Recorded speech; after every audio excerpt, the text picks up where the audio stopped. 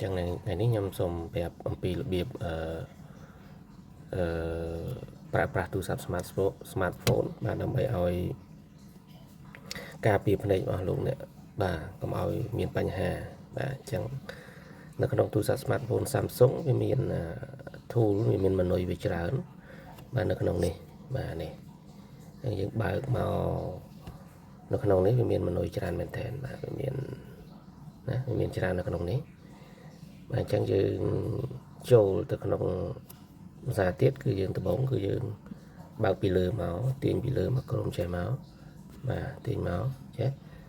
គឺយើងឃើញមាន menu ច្រើនបាទមានអីចឹងច្រើនយើងទាញមកទៀតមកបាទបន្តមកយើងទាញមកទៀតមកយើងគេដាក់ឃើញមានថា eye comfort seal នេះកន្លែងនេះបាទយើងចុចកន្លែង eye comfort seal ហ្នឹងមកហើយយើងចុចបើករបស់វាបាទ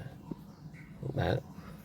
ពេល keep your eye comfortable by limiting blue light and using warmer color using at night can make it easy to fall asleep បាទនេះថាយើងបើកអាហ្នឹងទៅហើយយើងដាក់ adaptive នេះវា automatically adjust screen color ហៅថា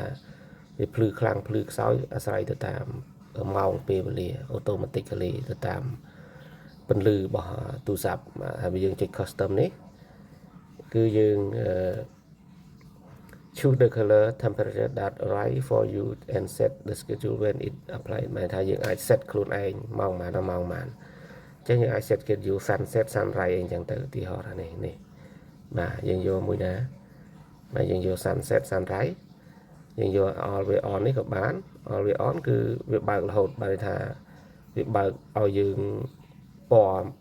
មិនគឺពណ៌អញ្ចឹងរហូតស្ទុំគឺស្ទុំរហូតអញ្ចឹងណាអញ្ចឹងបើយើងយកអានេះជាទូទៅយើងយក sunset sunrise នេះ sunset sunrise គឺវាមានហ្នឹងហើយវាឲ្យយើងយកហ្នឹងហើយយើង back ទៅវិញមកនៅ color temperature យើងចង់បានមិនយើងចង់បានរៀងអញ្ចេះឬរៀងចេះបាទបានតែចិត្តយើងអញ្ចឹងណាហ្នឹងហើយអញ្ចឹងជាទូទៅយើងយកពីរប្រភេទណាយើងយក sunset sunrise បាទឬក៏យើងយក adaptive យើងយក adaptive ទៅវាស្រួលវា automatically ណាហ្នឹងហើយ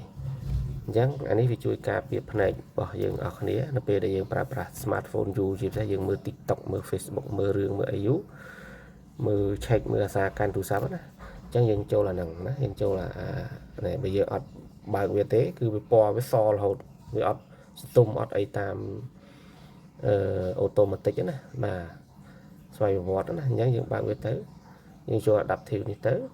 អញ្ចឹង that is okay ហមายថាវាជួយភ្នែករបស់យើងបានច្រើនដែរនៅពេលដែលយើងពីព្រោះម្នាក់យើងកាន់ទូរស័ព្ទ smartphone បាទអញ្ចឹងខ្ញុំអរគុណមានប៉ុណ្្នឹងឯងយើងសម្រាប់ការប្រើប្រាស់បាទសូមអរគុណ